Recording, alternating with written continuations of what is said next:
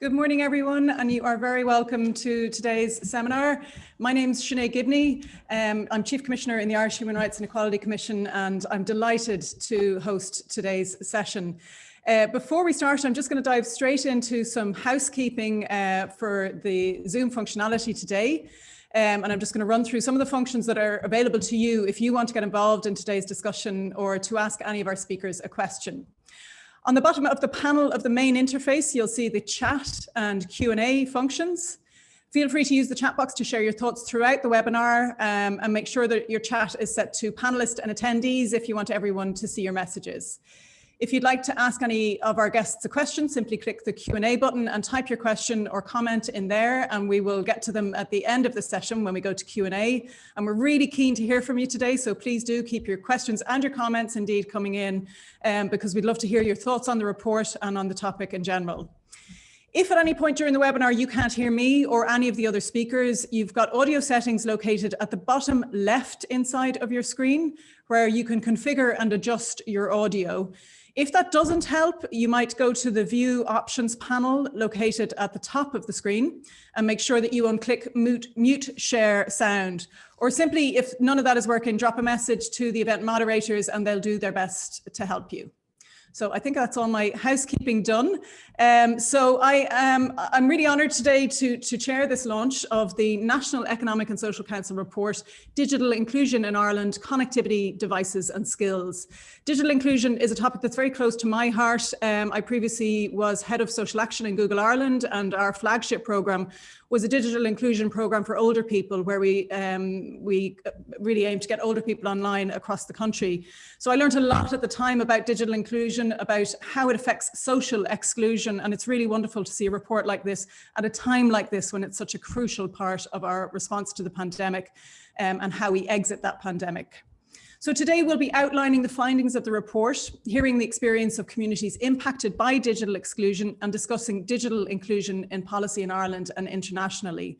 And we've got a great range of speakers. We'll be hearing from Dr. Anne-Marie McGowan, who is Social Policy Analyst in NESC and the report author. We'll be hearing from Ethan Cleary, who is Agriculture, Technology, Policy and Innovation Executive in the Irish Farmers Association. Heidi Foster, one of our own commissioners on IREC and also Chief Executive Officer of Uncasán. Celine Clark, who's Head of Advocacy in Age Action. And Kieran O'Hoban, Assistant Secretary in the Department of Environment, Climate and Communications. So Dr. Anne-Marie McGowan is going to go first, and we'll be going into detail about the findings. But to start with, I'd like to highlight some of the points in the report that echo many of the recommendations that we at the Irish Human Rights and Equality Commission have made to government on a number of issues in relation to digital inclusion for key groups. In terms of the pandemic, the importance of true digital inclusion cannot be overstated, particularly as ICT changes the shape of enterprise, employment and living conditions.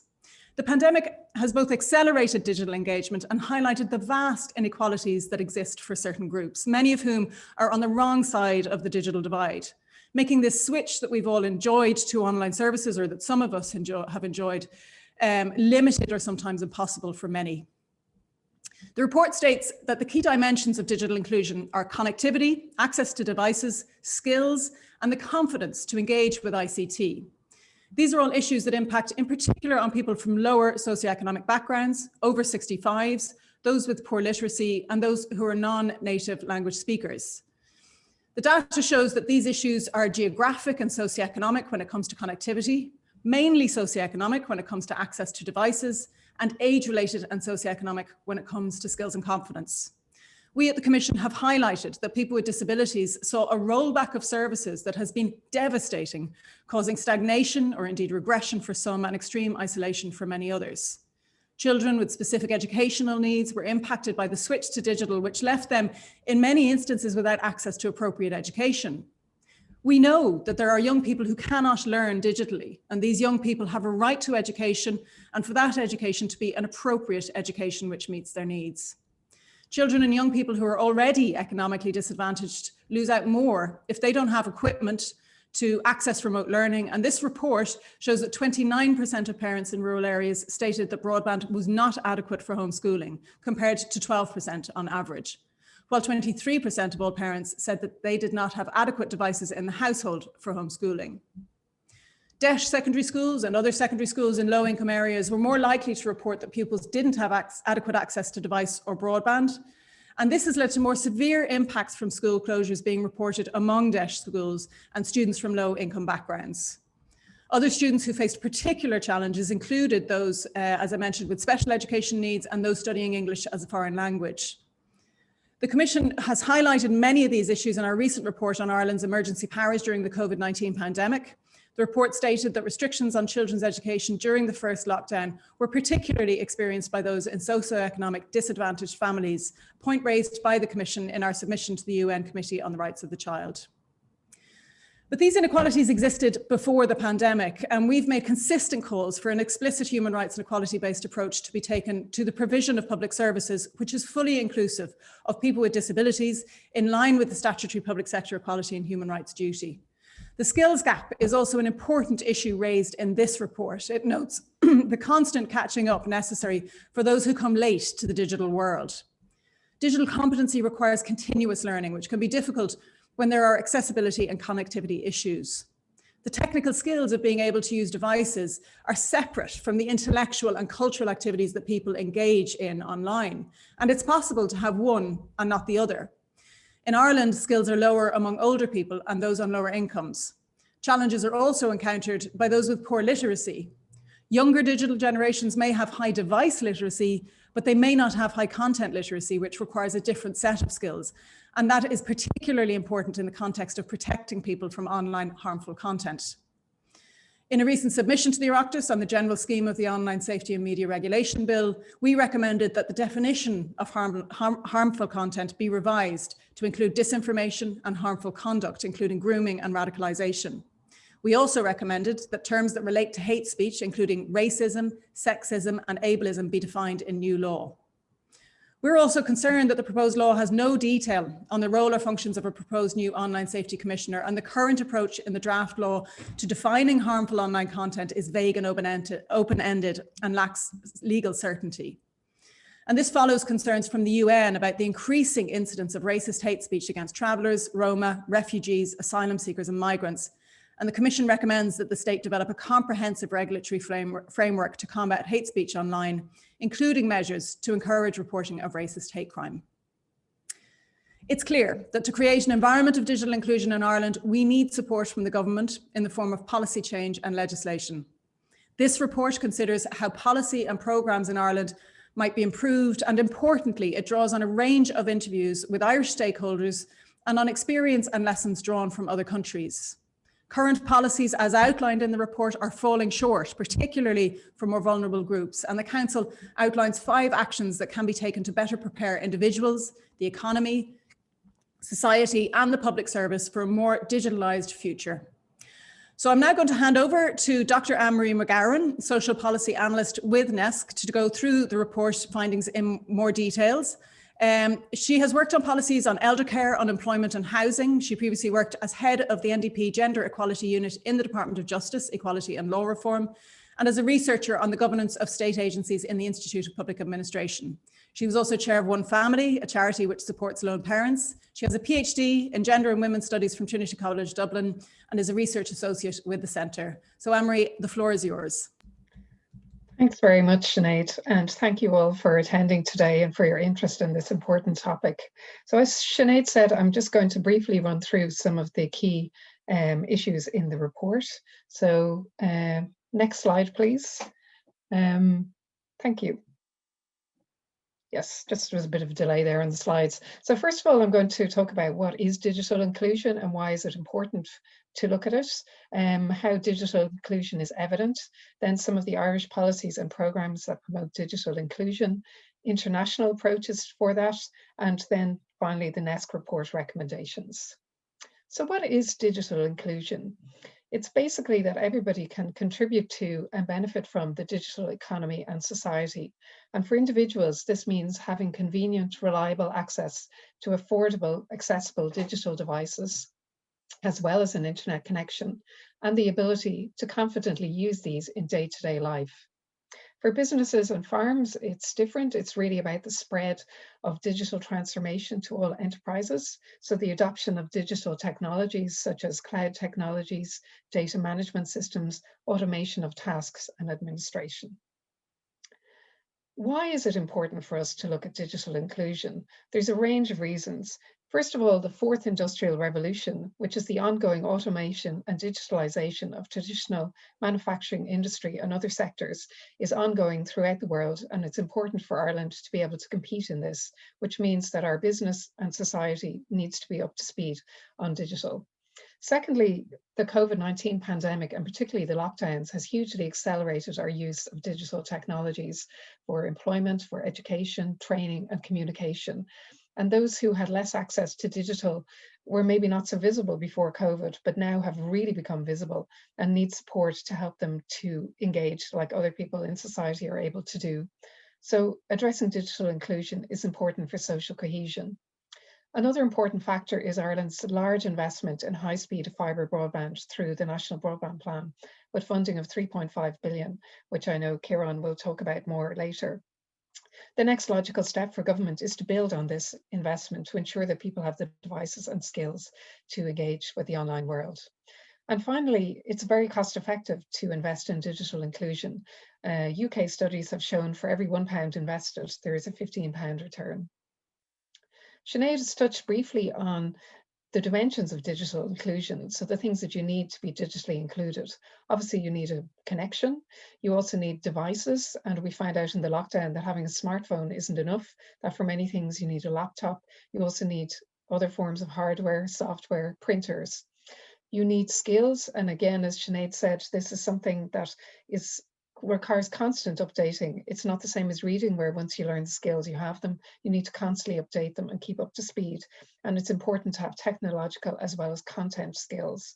And you need the confidence to engage with digital, to push yourself forward, to engage with this and to up your skills going forward. As Sinead said, those who are impacted by digital inclusion include those in rural areas who tend to have poorer connections and therefore poorer devices and skills. Older people, not all older people obviously, but they are definitely a group who tends to have less connection, fewer devices and poorer skills. Those on lower incomes and those with less formal education also tend to be less engaged in the digital world. And among businesses, it is small businesses with less than 10 employees and businesses and farms with older owners or managers who tend to have less adoption of digital technologies. Throughout 2020, we did see some changes. For example, we can see that the rate of adoption of broadband has increased for many of these groups, but they are still behind the average. So the gradient, the gap is still there. And obviously the impacts of this, ICT is so important for employment, for training, for access to public services, and also for private services like banking, to communicate, to make savings. You know, it's cheaper to book holidays and insurance online. You need those skills to ensure your security. And it's also important for people's independence, that they're not reliant on others to carry out public and private services for them online. So just to say a bit about the policies and programs that Ireland has to address digital inclusion. This has been recognised by governments going right back to 1999. And we can see in the 2013 National Digital Strategy that there was a strong focus on engaging more people, businesses and schools in the digital world. There's the large National Broadband Plan rollout. There's also Mobile Phone and Broadband Task Force, which assists with all the practicalities around getting broadband rolled out, such as opening roads and licenses to access land and infrastructure such as electricity. We also have a number of EU supports there. There's the European Electronic Communications Code, which is coming in. This makes access to adequate, affordable broadband at home a right. And the Wi-Fi for EU programme, along with local authorities, provides free access to broadband in public areas. Both of those schemes, the European Electronic Communications Code and the Wi-Fi for EU, obviously help with the costs of accessing devices and connections. But we also have other programs in the state. For example, the libraries have a range of devices available for people to use. And then, particularly during COVID, we've seen local authorities, either on their own or in conjunction with funding from private tech companies, roll out some schemes that will help people to pay for the costs of devices and connections. And the government itself has invested heavily in a laptop loan scheme for third level students to help them with the cost of getting laptops. In terms of skills and confidence, we have a lot of different policies and programs here. We've had the Digital Skills for Citizens program since 2013, which provides 10 hours of free training for people on digital skills. We have also a lot of skills programs at community level, and Heidi will touch on some of the work that is carried out in her organisation later. Then we have policy commitments in Future Jobs Ireland to raise the proportion of adults in Ireland with basic digital skills to at least the EU average, because we are behind the EU average. And there's a range of training in the ETBs, often linked to mainstream training, which has digital training as part of it. We have training through the SciCap program for disadvantaged people on digital skills. And importantly, we have Solus working on the new adult literacy, numeracy and digital literacy strategy, which I'm sure will make a difference to the range of programs that we have here and advancing these. For businesses and farms, then we have had a range of supports with the costs of going online, such as the Trading Online Voucher Scheme and the COVID-19 Online Retail Scheme, which helps companies with the costs of web sales and have been greatly increased during COVID. For the manufacturing sector, we have Ireland's Industry 4.0 strategy. And for SMEs, there's been the recent report of the SME Task Force, which has a number of commitments to help SMEs to digitalise their work practices. On access to public services, we have commitments in the e-government strategy and the civil service renewal strategy that the roughly 10% of people who have difficulties accessing public services online will be supported to do so. We also have the EU's Web Accessibility Directive covering public sector websites. And from the Centre for Excellence in Universal Design, we have national IT accessibility guidelines. So if we look at international approaches, we can see that some of them have gone further than where we are in Ireland now. So for example, some countries have very good methods of measuring the digital divide. For example, Australia's report on this, which looks at the average person, their average level of skills, average number of devices, average strength of broadband, and compares that to other groups, for example, the unemployed, older people, those in rural areas, and is able to show if that gap gets smaller or larger over time. A number of countries have digital inclusion strategies, for example, New Zealand with its digital inclusion blueprint. In France, there is a large scheme based around the Ardoise tablet. It's been specially designed for older people, and it's delivered by the postman who sets it up for you. It's very cost effective, and it has an online, it has a phone helpline, sorry, and also online remote access for a family or friend to help you if you get stuck. Some countries are also using DigComp, which is a kind of framework that outlines different digital competencies developed by the EU. And some countries are using this to say, this is where our training fits in. This training provides you with skills in 2 or 3 competencies, and this provides you with skills in the next level of competencies. There's also in some countries specific support set up for people who have difficulties accessing public services online. And a number of countries like Singapore have community hubs where you can get support with digital. And we also have just put up on our NESC webpage a number of programs that support individuals to get access online. So just finally then to move on to the recommendations in the NESC report. We have 5. So first of all, we recommend a national strategy for digital inclusion. And this is important to coordinate the range of different programs which are ongoing and to ensure that there is more consistent coverage throughout the country. Such a strategy would also need to measure where we are now and where we're getting to and progress over time. And the rollout of the National Broadband Plan would be very important to underpin this. Secondly, the report recommends that we have a strong framework for digital skills progression. In other words, adopt the EU's DigComp methodology, and this would allow existing training in Ireland to say what kind of competencies they provide and would show people which kind of training they can progress on to next. That training should also certify the competencies that people have, which would be useful for individuals and for businesses. Thirdly, we recommend that support for digital inclusion continues at community level and is developed. So again, it's important to coordinate nationally to build on the pilot schemes there and the personnel in, for example, the Citizens Information Board, the libraries, and other organisations who support people now with digital skills. The National Broadband Plan will be rolling out broadband community points in areas where high-speed fibre broadband will arrive later. We think that it would be important to leverage these broadband community points as they're a centre where people can go to access broadband, and they could provide other supports in ICT as well. We recommend that there are targeted supports for different groups with the costs of going online. So again, build here on the existing schemes, maybe extend them so that they're available more consistently nationally. It's important to support younger people and older people, for example, and to have specific supports for businesses and for farms. And then finally, we have some recommendations in terms of access to public services online, that there would be advice and standard requirements on the provision of online public services to different groups. So for example, the UK has outlined how there are 9 different groups in terms of their ability to access services online, and they provide guidelines on how the different services can provide services online to these groups. Some people are not going to be able to access services online, then they need assisted digital services. It's important to develop protocols for this around consent, GDPR, and security. And as well, it's important to ensure that we continue to have offline services that are easily accessible for the groups who are not able to access online public services. For example, those with literacy difficulties, with disabilities, or who just do not have the skills. So that's everything. I look forward to hearing your comments and questions later. Many thanks. Thank you so much, Anne-Marie, for that brilliant overview of the report. There's so much in it. It's such a rich piece of research for people to get into. And you finished ahead of time, so I might be a little easier on the next coming speakers in terms of their time. But we are going to hear next from Ethan Cleary, who is the Agricultural Technology Policy and Innovation Executive for the Irish Farmers Association.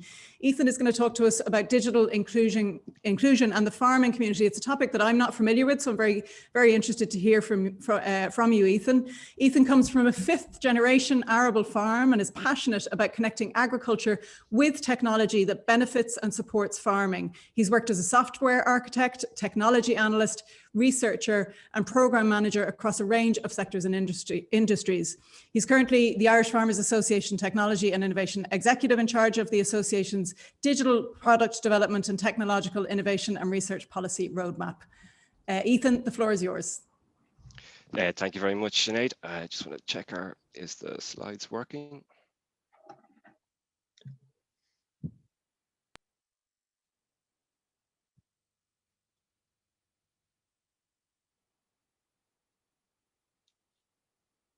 Maybe next. Yeah, here we go. Okay, that's great. Thanks very much.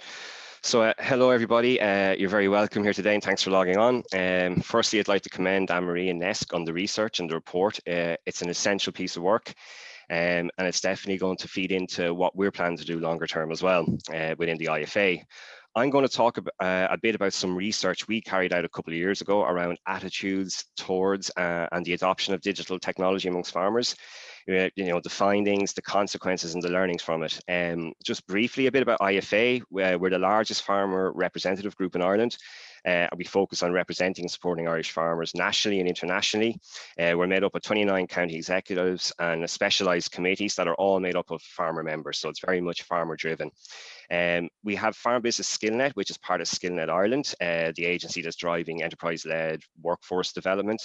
And Farm Business SkillNet is essentially our training and education division, where we would work with farmers that come to us individually or as groups and help develop very tailored and customized training solutions for them.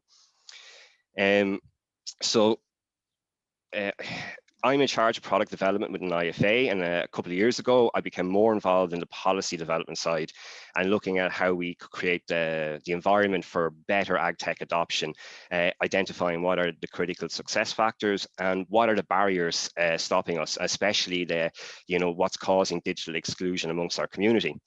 And then with COVID, I kind of had to move back into more of a digital development role. But the results and the findings from the NESC research report are it's the motivation and the kind of catalyst for us to kind of regroup and look at what we can do around this again. So at the start of this, essentially, our very ambitious but essential mission was that we wanted every farmer to be able to participate in the modern world using the digital tools, technologies, and the skills to make the most of them as well. So, we have to look at how the world has changed in the last 5-10 years, and what does that mean for agriculture in Ireland, considering how globally competitive the actual sector is these days. So essentially, this means that we're looking at, sorry, there we go. We're looking at, there's nearly a two-speed approach required here. We're looking at an introductory layer to how do you get over the barriers that exist, and how do you identify what those barriers are, and then how can you further move the members up the digital experience maturity curve. How can they apply technologies to have a real impact in how they farm, in terms of the farm business, the bottom line, but also in terms of their lifestyle and the family nature of agriculture in Ireland. So, this is information probably people have seen before. So we only had 44% of the population with basic digital skills in 2017. There's been an improvement in that in the last number of years, but you're still looking at, roughly half the population without the basic digital skills. So before we can talk about, the enhancements or the productivity that digital technology can bring, we need to figure out how do we get people to participate, and we need to understand what's stopping the participation in the digital economy. So, we know that digital is going to become absolutely essential for, everything that we do. And we need to look at, how, new forms of learning in the digital economy, how will this work? It was only last week, I think the Reuters digital news report for 2021 was published, and Ireland tops the list for, for people who listen to podcasts at 41% of those surveyed as part of the digital news report, in comparison to, let's say, the UK at 22%. So is there new channels, new approaches, new ways that we can actually end up reaching our communities, our citizens, to actually kind of, find a better way to communicate and to deliver the training and education that's required around this?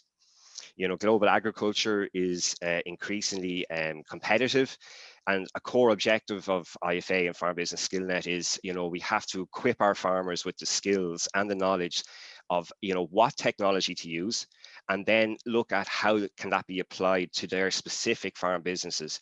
We have to increase our productivity year on year in order for us to actually meet the goal of feeding, the 9 billion people by 2050. We have to improve our total factor productivity at 1.8% a year. The current rate of growth in the EU is 0.3% per annum. So we have to look at new ways in order for us to become more productive in how we produce food. So what's stopping us? From additional research or extra research out there, we can kind of see that the four kind of drivers are access, so that's the ability to connect, and the devices to actually use technology. The confidence, you see all the stuff that went on recently about ransomware, the fear of breaking devices, the ability to use them, and then motivation. And this kind of fits very much in with agriculture in terms of the motivational moderators that drive adoption. And you can see that this is roughly lined up with the dimensions of digital exclusion that was found in the report. So, farming has a unique set of challenges. So farm size, we have seen that farmers with, larger farm enterprises have more capital investments to, are easier able to invest in capital projects, and then they're able to get better return on investment as a result of this scale. The analytics and management gaps, production environments are vary greatly in agriculture, so you need to look at the effective deployment of digital technologies that are locally appropriate and that can help make those decisions on that individual's farm. Business development and employment, digital agriculture, will also profoundly impact business and employment in rural areas, whether it's a brain drain. How do you get the new generation or generation renewal in agriculture to maintain and hold?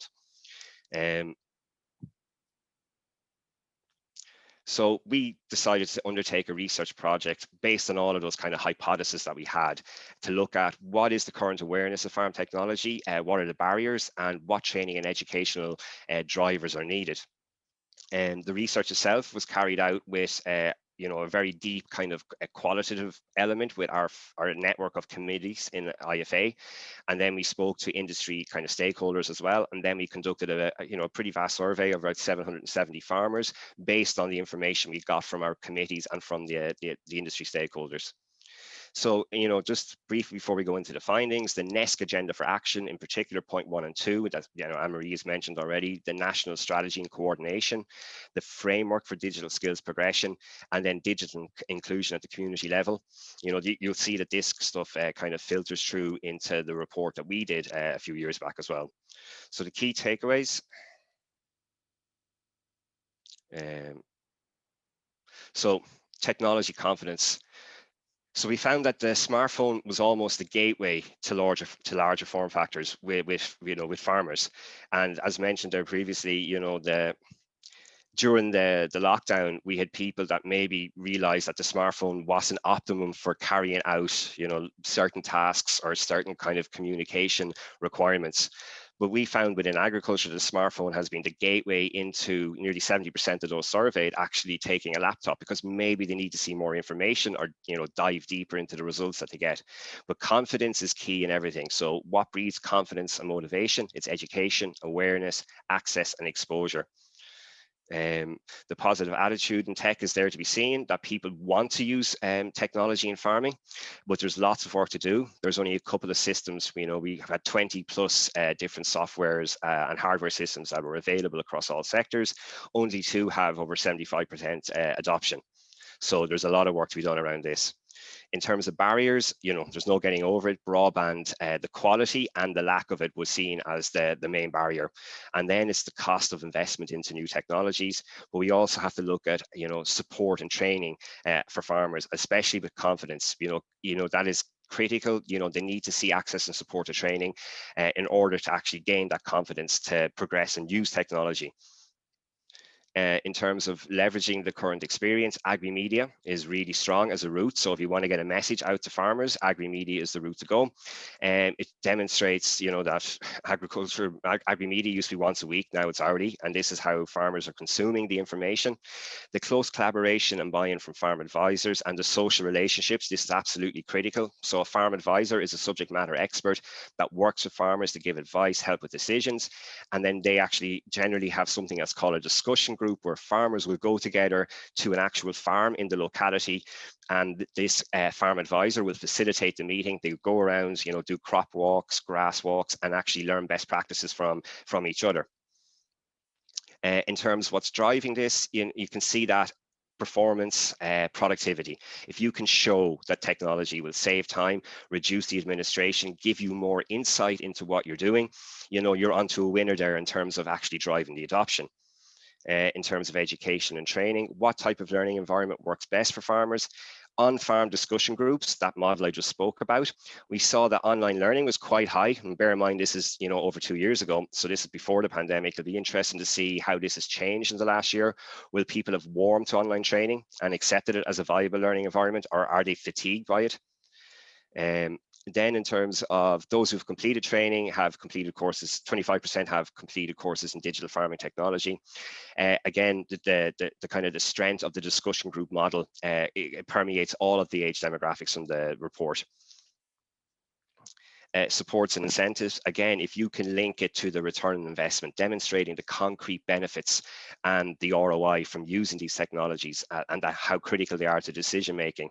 If we look at the efficiencies that are there around, more support and training, group training, subsidies to aid modernization, especially subsidization schemes that come through in the likes of the Common Agricultural Policy, for example, how can they be used in order to help farmers adopt more technology? In terms of future investments, the appetite is there. People want to invest in new technologies, but again, it's the fear of investing into something once a year and then it doesn't work. So how do you kind of help people understand what's needed? In terms of the key drivers, confidence again, appreciation of cost versus benefits, hand-on practical and peer-led approach to training, which is the community element, support through financial incentives, but overall rural broadband, it underpins all of this. In terms of what can from the analysis of the report, we have a couple of kind of maturity models from this. One is the actual this model is about the organizations, the institutes, the bodies involved in agriculture. What do we need to do to become more coordinated to help farmers move on to a way that they can identify the level of digital skills they have and how they can progress through that to get actually optimized and be able to adapt the technology to their farm and their particular situation. So if you look how this maps out, you can see that the national strategy and coordination kind of maps into our agri-ecosystem model. The same with the comprehensive framework for digital skills progression. That's the farmer maturity model. The community-led stuff I've spoken about already. Deliver targeted supports for material access. That's how do you show the return on investment from digital, what subsidization and schemes are out there. And then training and support for the likes of, the regulatory national systems that farmers need to use in order to actually get their basic payment scheme and other farm schemes that are available. So we had this lofty ambition for every farmer to have access to the digital skills they need. And then unfortunately COVID happened. So we had great plans around being able to have a dedicated ag tech committee set up. We're going to do additional research. But as Sinead mentioned, this was a driver for us in some ways, an accelerant.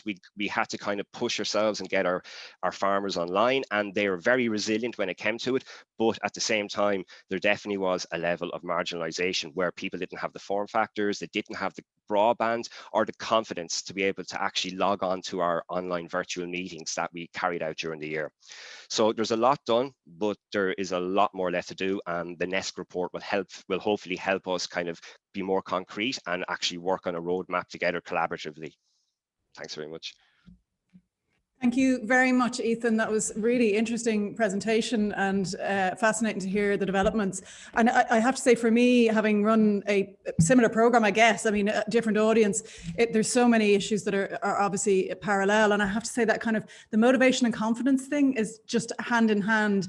And it's very clear that, as you say, when, certainly during the pandemic, we've all had to hook onto a new motivation to access digital. But I think in the way that you framed it for farmers to see the benefits that it can bring to their livelihood surely is the motivation. But we learned the same thing in Google, that that access to training in many instances has to be done in person before online can be embraced. I do think the pandemic and the kind of remote environment we've all been sent into will change that to some degree, but I do think there's still plenty of people who will need that, kind of hand holding, if you like. And I think those farm visits sound really fascinating, a really good approach to it. So thank you so much, Ethan.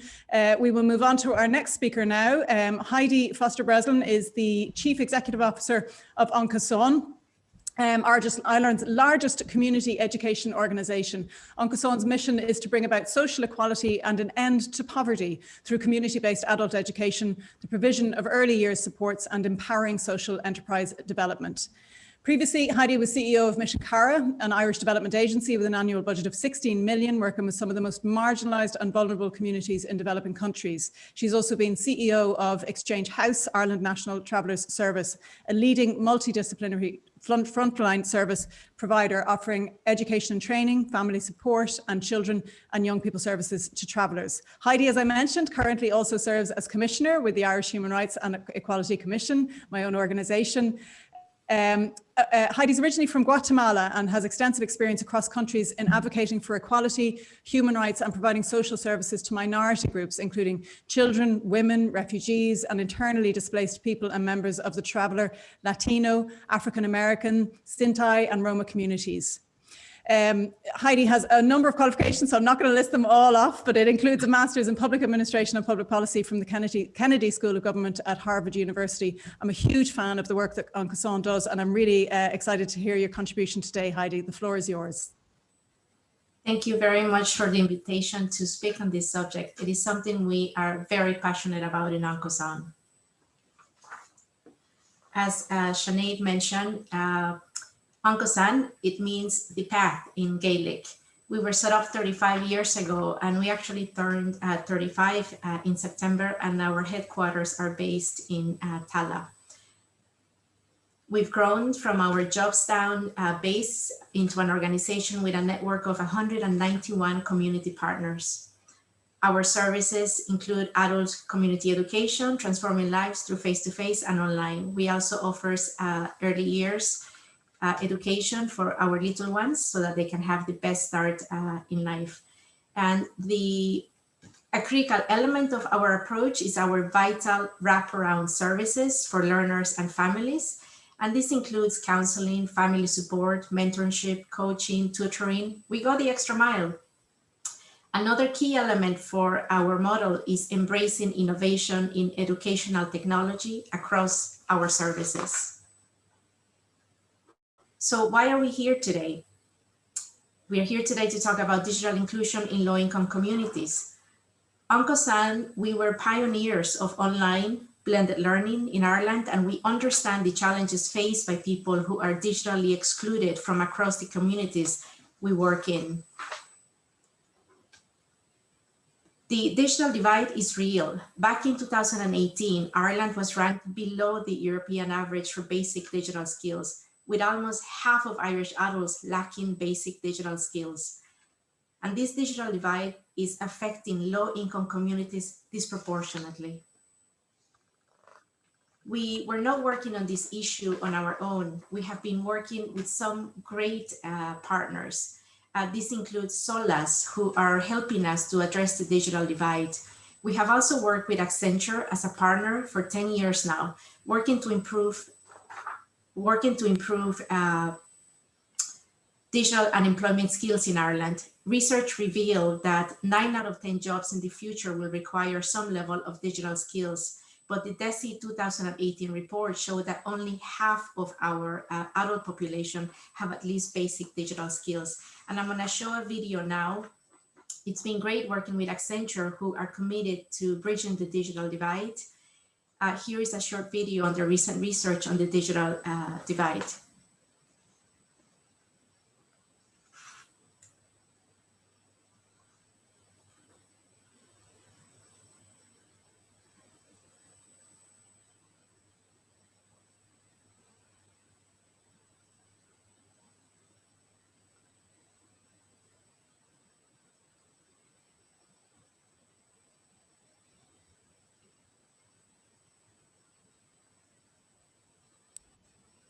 I think we're just experiencing some technical difficulties with the video. I'm sure it's on the way now, just if you'll bear with us.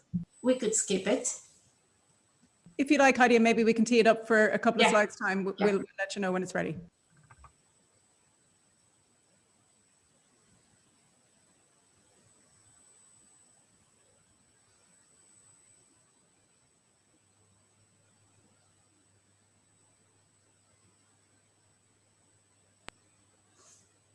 So going back, so the digital divide and digital inclusion is not just an Irish challenge. It's a global issue as well as a European issue. Inclusive and equitable education is a key UN 2030 Sustainable Development Goal. The European Commission views digital competence as a universal and basic need for all citizens for work, life, and learning. And here in Ireland, as we said, it's an issue for a significant proportion of our population, but particularly those in low-income communities. So what did we want to do? We wanted to help people take their first step to understand their current digital capability, appreciate the digital skills they have, see how their skills can be transferable, appreciate they need a range of competencies, and most importantly, to see how they could fill any digital gaps. So what did we actually do? We did a lot of research, market scans, and looked at a range of skills frameworks, did training needs analysis, and community-based consultations. We also did lots of workshops with learners to adapt DigCom into a context based on community user feedback. Our education and EdTech teams work with Accenture tech developers to produce a prototype, which we launched to community partners in 2019. Then we rolled out our proof of concept version, and we also developed a national train-the-trainer program for community partners and the Fed sector, our very special thanks to SOLAS for their fantastic support on this, as we raised awareness on the Digital Stepping Stones program and got feedback, users and partners about it. In 2019, we envisioned an Ireland where everyone can avail of the benefits of digital and technology. Today, over 3,300 people have used our tool to understand their digital competence and their gaps. For this report, Anko-san was asked to provide some perspectives about digital inclusion from low-income communities. We have lots of insights and a lot of them are consistent across our national network. People don't make the connection between learning and having to use tech devices and digital. Many people need one-to-one support, but the resources aren't there to provide that level of support. Having basic IT skills is the difference between a learner progressing or stagnating. Devices aren't the only issue as much as the need for expert tech support. Even students in higher education level courses struggle with using Word, and sadly, many can't type. So how does the digital stepping stones help? Our Digicom-based digital inclusion model uses assessment as learning. We wanted to make the tool accessible to people with 0 to low-level digital skills. So it's simple to get started, no need to register, just log on and click start. There are 5 competence areas and 21 competencies. These are used across 2 sections, how I feel. Learners answer here, yes, I definitely can, to as far as no, I definitely can't. And then answer questions about my skills. It only takes about 15 minutes to complete. Each learner gets a set of personalized results, which reveal their level of confidence, of digital confidence, and a level of digital competence. The results can be emailed to their tutor, who can use them to create a personal learning plan, or they can use the preloaded learning links to take the next step on their digital learning journey. We also asked our partners in the community to provide some feedback on their views on digital stepping stones. A local development company said it will be useful for guidance workers and community development team. A family resource center said it is very user-friendly. A youth reach said it will be a great asset. A community training center said they're using it as part of their induction program, and there was plenty of feedback. ETB Donegal said that this will probably come to be a standard tool for digital assessment across the entire country, and Cork ETB said that it is a great tool for ETBs to use with learners and staff. I was specifically asked to give Anko-san views on the NESC report, and I'm very happy to do so now. You say we need a national strategy for digital inclusion and progression measurement. We say yes. We've been calling for a whole of society approach to a whole of society problem. We need government, corporate, and community sectors to come together to demolish the digital divide. We need to do this together in a coordinated way. Anko-san is already doing this with our collaborations with SOLAS and Accenture. You say we need to gather data and measurement of success. We say yes, but make sure measurement is flexible and puts the learner user at the center. We need micro-credentials and to think outside the box when it comes to how accreditation is determined. People have minimal time and want to see progress very quickly. You say we need to develop a comprehensive framework to support digital skills progression. We say yes, Digicom is right there. You say we need support to digital inclusion at community level, to coordinate nationally to build further on the pilot schemes currently operating at local level. We say absolutely yes. Those furthest behind need our national government to ensure on-the-ground responses to this digital divide. Our community organizations are perfectly placed at the front line to support this, and I hope we have shown we, Ankosan, and our community partners are poised to act if properly resourced to do so. You say we need to deliver targeted supports for material access to for key groups. We say yes again, but the supports must be accessible for community organizations, easy to avail of, and quick to turn around. And any procurement or processes should be fit for community level purpose. And you say we need to enhance guidance for digital and assisted digital public services. We again say yes, we need the digital accessibility for the digitally excluded in low-income communities. Generally, government services are accessed by those most in receipt of them, so they need to be user-centered. Otherwise, we will see public service digitalization become a key factor in the automation of inequality. Looking ahead, as I mentioned earlier, a lot of our learners don't make the connection between learning and having to use technology devices or digital. We are all fully aware of how critical internet access and affordability is for life, work, and learning. And we saw great action happening around providing devices during the COVID-19 response. We commend the Mitigating Educational Disadvantage Fund by the Ferries, SOLAS, and AINTAS. Ankosan have developed a digital assessment tool. There are many digital learning programs out there. We see there are discussions happening around digital micro-credentials for learners. And I'm sure we all agree that having a lifelong learning approach for all adults is the key outcome for the 21st century adult learners. But in order to support digital inclusion at community level on the next step in our journey, we must call for additional dedicated funding for dedicated digital wraparound supports at the community level.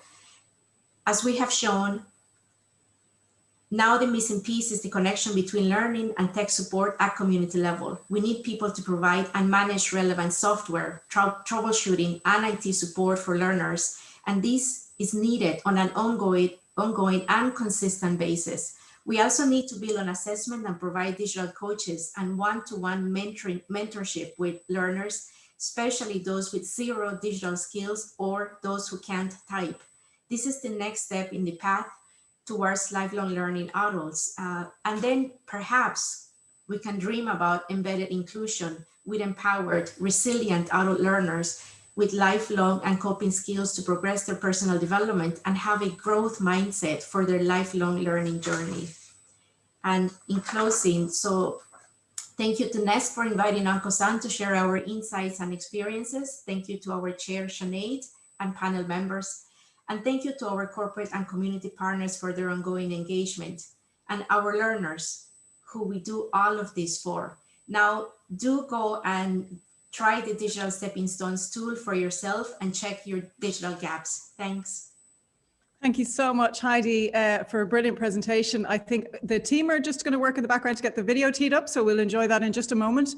But just to respond to some of the things that you've mentioned, I think the focus around that user-centered, the accessibility, the community level supports just comes through so strongly. And I really enjoyed how you built on those NESC recommendations to tie them into the work of Ankosan and just show the importance of that. I mean, I think it's so clear that we take for granted our own digital literacy, our own digital access, our own digital connectivity. And one of the ways we take it for granted is in that access to lifelong learning, but it simply is not there, right? If you don't have the skills and connectivity to take advantage of it. So thank you so much for that, Heidi.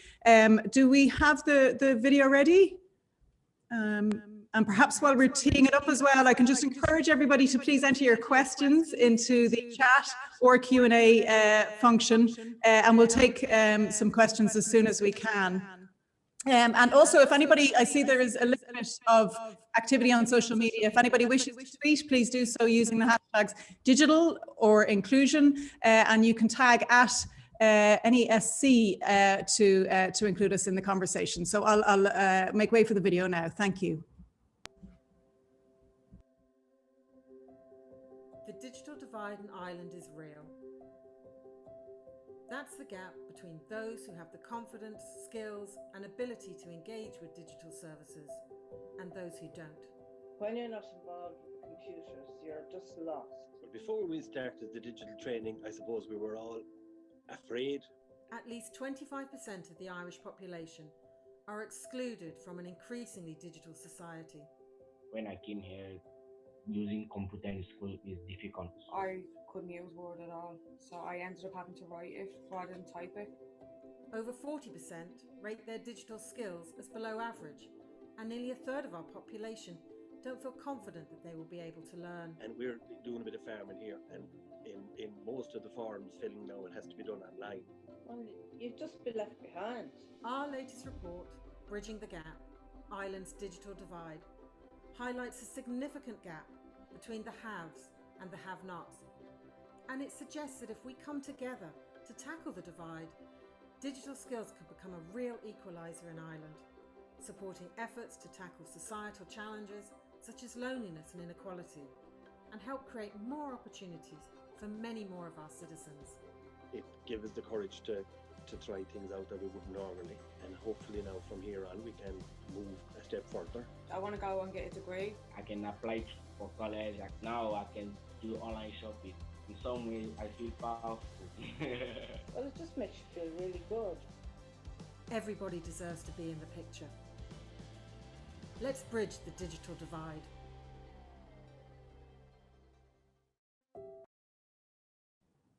Thank you so much. That's a great video, which I think captures some of the impact it has on people's lives when they do bridge that digital divide.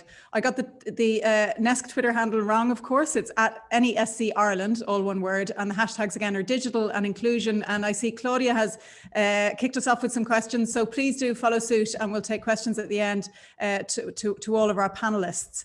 But next up, we have Celine Clark, who is Head of Advocacy at Age Action. And I'm really keen to hear from Celine. I mentioned earlier that I worked in Google as Head of Social Action, and we actually partnered with Age Action way back in the earlier stages, I think, of the Getting Started program and our own Age Engaged program. So I'm going to be really curious to see how things have evolved within this space. Celine is working for equality and rights of all of us as we age. In her career, whether in the private, public or not-for-profit sector, Celine has been guided by a belief in the value of strategic public engagement and narrative framing to effect positive societal change, and therefore she strongly identifies with Age Action's purpose. Celine holds a BA in journalism from DCU with over 20 years professional experience developing and delivering effective communications and public affairs strategies, including 15 years at a senior management level. Before joining Age Action, Celine worked at the Mary Robinson Foundation, Climate Justice from October 2010 to lead the brand development and outreach of the foundation. In 2015, Celine was appointed to the role of director, overseeing the operations and strategic direction of the foundation, which strove to inform and secure policies that protect human rights in the context of climate action. Prior to that, Celine joined RTE in 2003 to work as manager of corporate events, looking after RTE's corporate sponsorship portfolio and public affairs outreach on the value of public service broadcasting. Really looking forward to hearing from you, Celine. The floor is yours. Thank you, Sinead. I'm just going to check the clicker before we start. Yeah, great. Okay, so thank you to NESC for the opportunity to talk to you today about digital inclusion in our ageing population. I will briefly outline the levels of digital exclusion experienced by older people and the equality and rights implications, and then reflect on the recommendations of the NESC report. In recent years, we have seen an increase in older people getting online, and this can be somewhat attributed to policy interventions such as the Digital Skills for Citizens Fund, which partly funds Age Action's Getting Started programme. We train 3,000 older people annually with the help of really committed volunteers. One-to-one learner-led digital skills training is held in libraries and schools and offices and nursing homes, in homeless shelters and other public spaces that are accessible to older people. The diversity of experience and situation of older people is really evident in the Getting Started programme. People can register wanting to know how to use accountancy software packages for a new job or a volunteering role, or to edit videos for their active retirement group. Others come with their first smartphone in a box, a Christmas gift from a family they need to learn how to use. Others come with a borrowed tablet they want to learn how to do their banking online because of bank closures and they're saving up for their own device. But the data shows us that more people are getting it online, but they're not acquiring the basic skills to navigate the internet safely. The proportion of 65 to 74-year-olds with basic or above basic digital skills has risen only slightly from 17% in 2017 to 19% in 2019. Older people who are online but lack the basic skills to navigate the internet safely are in a particularly vulnerable situation, and we highlight this consistently in our position on the National Advisory Council for Online Safety. Digital exclusion is a reality for almost 50% of people who are over the age of 65.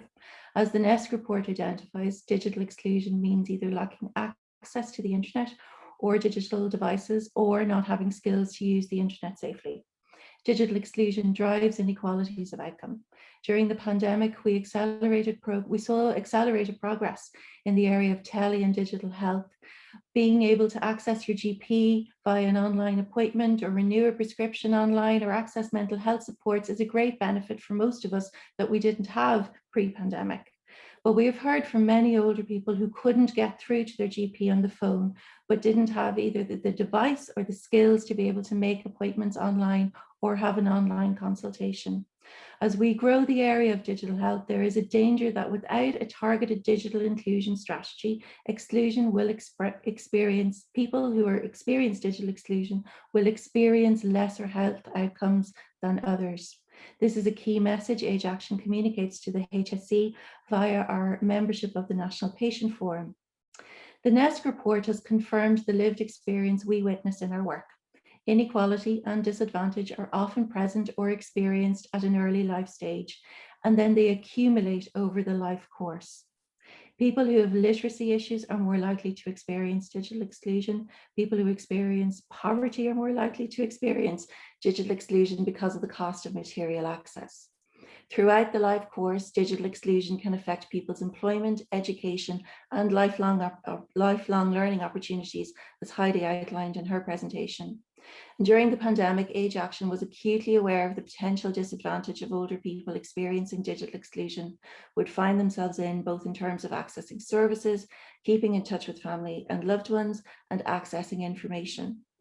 In the early stages of the pandemic, ads for public health information drove people to the HSE website for more details. We strongly argued for the inclusion of a telephone number, which was responded to quickly, to be fair to the HSE, but this made a huge difference to those people who were experiencing digital exclusion. If anyone has tried to teach an older person or in their family over the phone how to send a WhatsApp, you know this can be tricky for both of you. So we developed a series called the Getting Started Kit in May 2020, which are 8 NALA approved, easy to use how-to guides covering the basics for keeping in touch online, such as how to turn on the internet on your device and how to use apps such as WhatsApp and Zoom. And we also produced a guide with Media Literacy Ireland and the DCU Institute for Future Journalism on how to avoid misinformation about COVID-19 online. We also ran a campaign to create digital champions, people with digital skills who were willing to teach someone else using the Getting Started Kit as a guide off their own bat. Mary Kennedy voiced the guides, and we published this on YouTube to assist people who may be visually impaired. And RTE also broadcast 3 of the Getting Started Kit items on the Today Show. We were very grateful for that support. But Age Action welcomes the role of the public sector equality and human rights duty to place equality and human rights at the heart of how public bodies fulfills its role.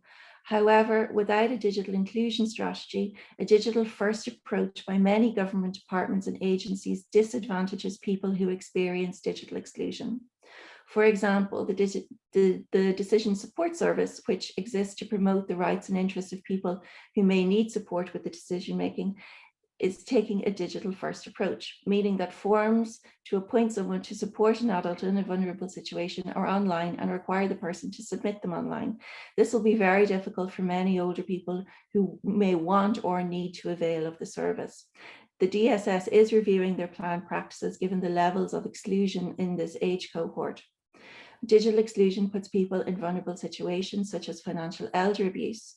Age Action saw a sharp increase in contacts to our information service about financial elder abuse during the pandemic as people struggle to get back control of their affairs. Safeguarding Ireland ran a campaign to take back control, such was the level of concern amongst older people about this issue.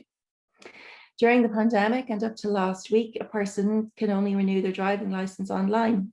Legislation extending driving licences had to be introduced, which did help many older people who could not process their applications. But it is important to note that people aged between 67 and those over 70 have to renew their driving licence every 3 years, which is not the same for the rest of the population. Participation in public affairs is not just about voting, it includes non-electoral contexts as well. As such, participation in decision-making processes can take many forms, from providing information to participating in consultations to co-drafting laws. Most government consultations happen online, despite most over 65s not being online. In November 2019, of the 8 open consultations on nationwide public policy documents, only 1 offered consultation workshops offline. This means that an estimated 300,000 people over the age of 65 cannot easily contribute to policy-making processes that affect our lives. Government task forces and working groups such as the Women's Health Task Force have no method to keep the public up to date except to work through digital mediums. So what do? The NESC report lays out some really strong recommendations which we support. Equality of access for people who are and choose to be offline is vitally important. Public services have to provide offline pathways for people, and those pathways should not disadvantage the person, such as longer waiting periods. In the area of digital supports for literacy skills, we strongly believe that older people benefit from one-to-one tutoring and learner-led curriculum. We find that many people have literacy issues and they have coped well over their life course, but this does intersect and undermine their ability to acquire literacy skills. And we really welcome the recognition in the NESC report that digital literacy skills is a continuous process and people need supports continuously. The current provision of 10 hours training under the Digital Skills for Citizens Fund is not adequate to develop and maintains digital supports.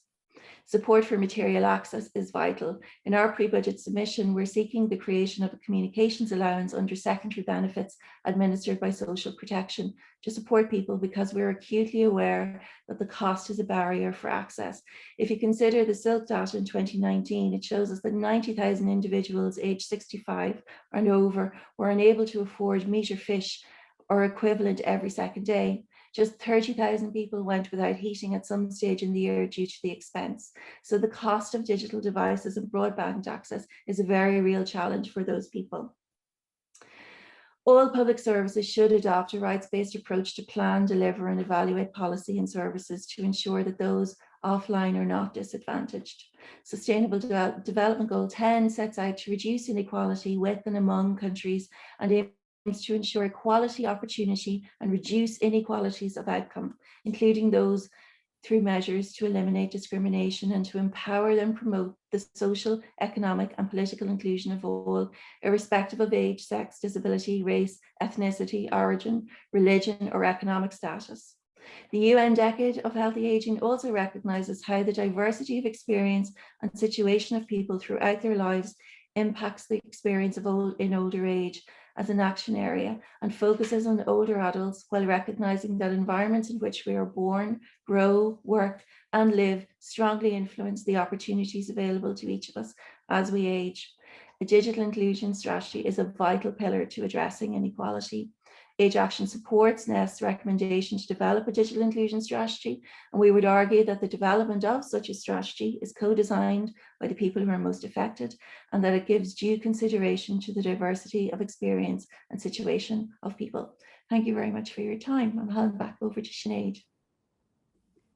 Thank you so much, Celine. That was a really rich presentation on this topic. And I have to say, I mean, as I mentioned, as an area I've worked in, it's just really great to hear that you're continuing to make such an impact in this space. I mean, I think it's really important when you talk about policy development that we do take consideration for those people who don't wish to be online. And I think it is an error that's sometimes made that everybody wants to be there, some people just can't. But it is the case that some people don't want to, and that has to be recognised and catered for. And I think there's plenty of reasons why people wouldn't want to around some of the issues you mentioned, like financial abuse and disinformation and misinformation and online harm. So I think it really is such an important feature of it.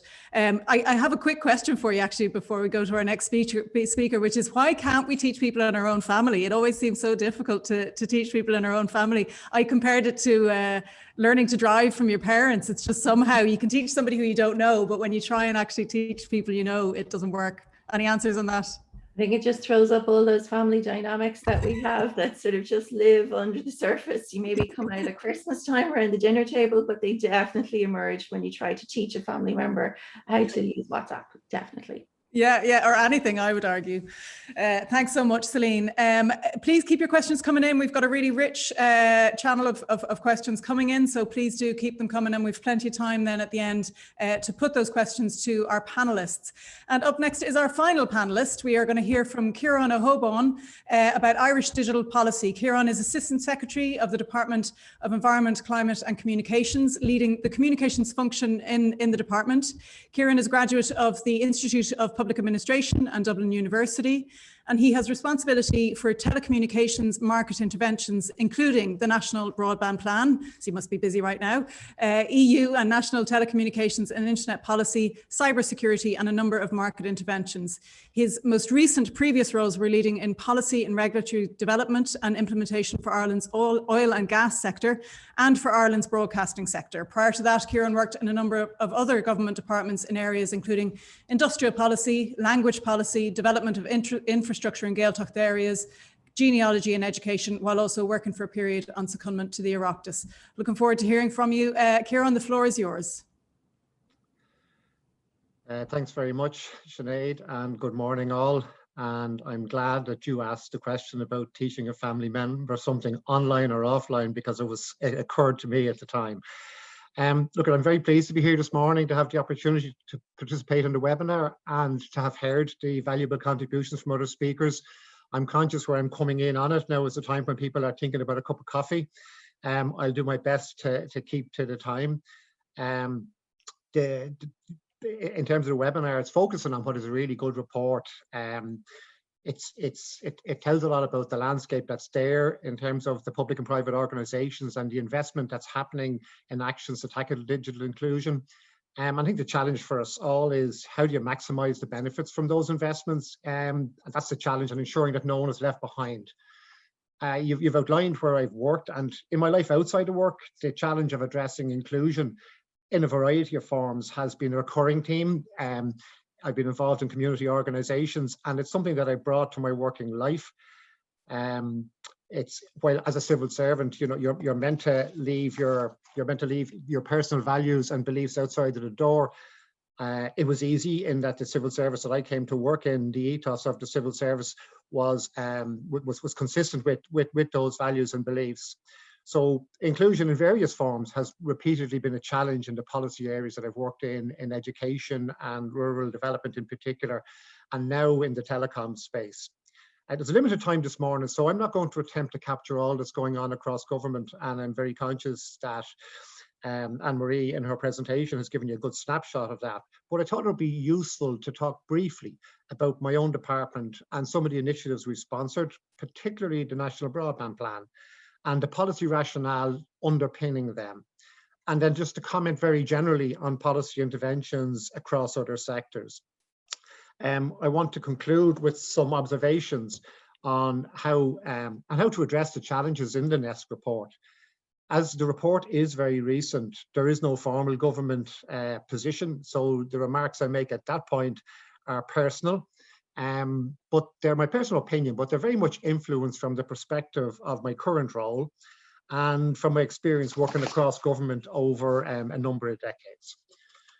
So turning to the slide deck, I've called out there what I'm going to do in the report, so I won't go through this slide any further.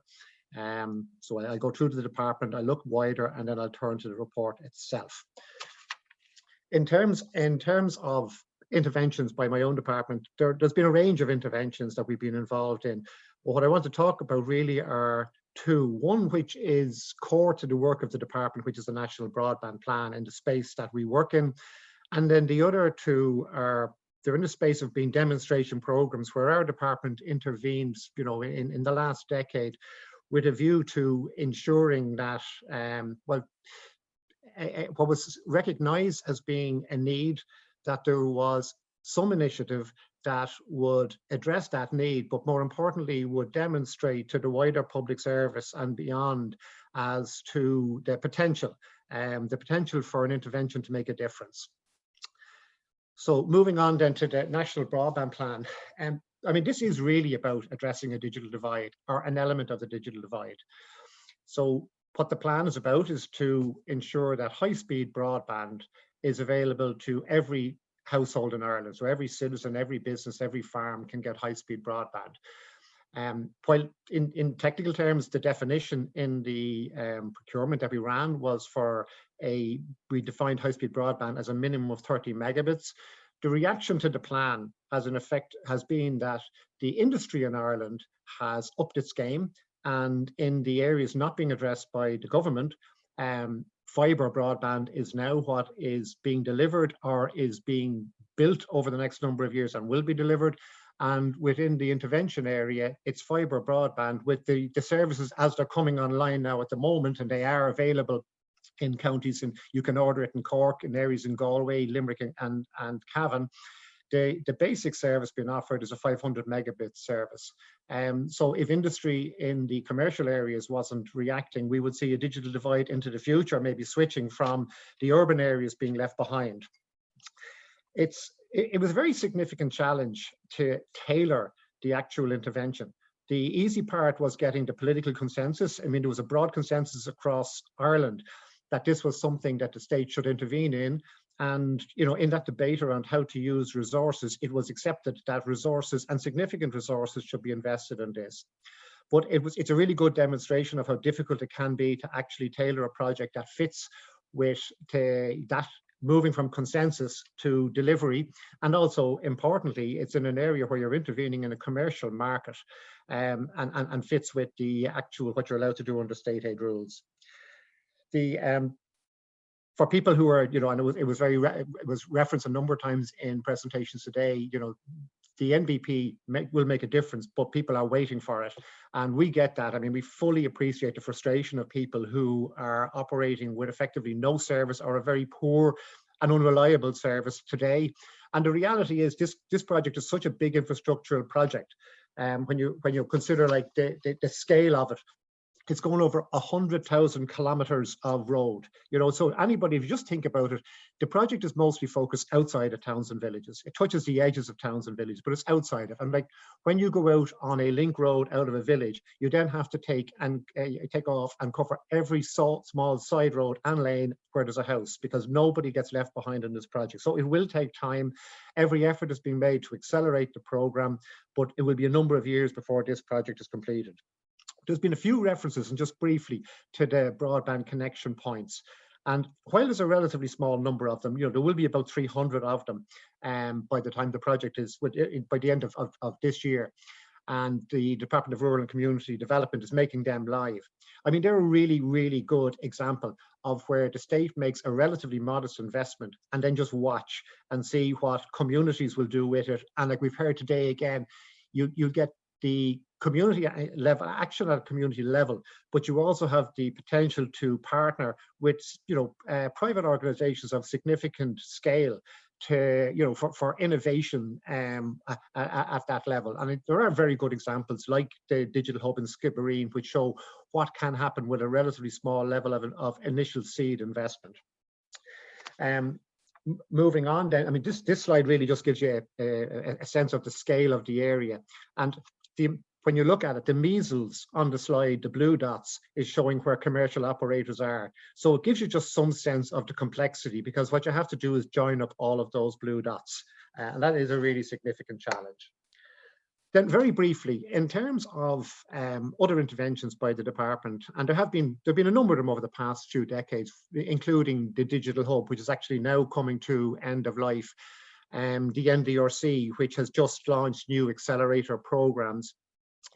And it was the same reason that was really underpinning these interventions in the trading online vouchers and the digital skills.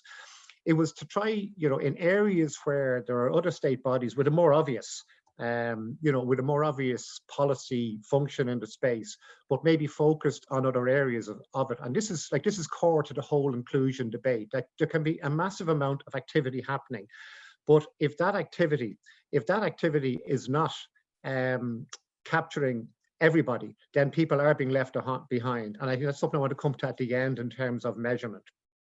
But when you look at these, the trading online voucher scheme was about getting the micro businesses online. The enterprise agencies were very much focused on the big tech and the SMEs, and this was going down a level in terms of it. If you look at 2020, you see what happened in the context of the pandemic. Suddenly, the value of this became real, and there was a really significant uptake. It's actually resulted in this scheme now being mainstreamed and being taken over by the enterprise agency, which I think is actually a real success. In digital skills, again, it was about a demonstration program. It was very successful as a program, but when you look to Anne-Marie's presentation today, and if you see the level of engagement and there is in the skills space and digital skills as a part of that, it's very clear that there's a lot of bodies, both public and private, that are involved in this space now. And I think that's one of the big challenges going forward, is how to ensure that we're getting the best return for that as a country. I mean, for me, this program was a great program. One thing that did concern me to a degree around it was that it was very demand led. So it was down to private organizations having coming forward with the initiative to seek the funds that were available and then deliver the programs, which didn't guarantee you that the programs were going to be geographically spread or targeting potentially the most needy. And again, there was a potential with a scheme like that it would be very focused on particular regions. Moving on then to wider interventions by the state. I think what's key here is that it's very obvious that there's a very extensive range of interventions, but and they're listed there in Anne-Marie's presentation. But what strikes me is that over the past decade, it's the increase in the number, the scope, the scale of them, the breadth of the interventions, the level of investment is significantly increased. And then very, very importantly, I think, is that there's been a shift towards delivering schemes at a local level.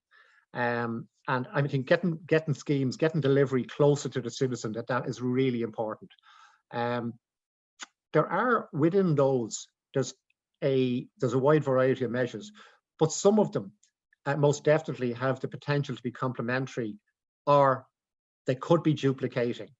And again, there's others with a more singular focus. And what I mean by that would be, I think when you move into the areas that are being supported by the Department of Rural and Community Development, by the Department of Education, Further Education, Solace, SkillsNet, when in that space, there's a very high degree of synergy, I think, across the interventions, and ensuring that that we take a holistic approach and get the best value for the investment, I think, is key.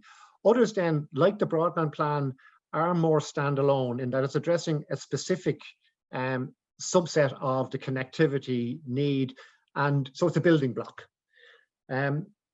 Moving on then, and I suppose this is really the meat of it, is that when you look to the report and to the content of it, so it's focused on digital inclusion, but like inclusion has been a core policy objective for successive governments, and there's a number of facets to it. Inclusion, it's one of a number of cross-cutting objectives that's very much embedded in government policy making and implementation. So no matter what the strategy is that you're developing, or the decision that you're taking, or the choices being made around around new programs or capital envelopes or investment, there's a number of core principles that that are or should always be central to your decision making.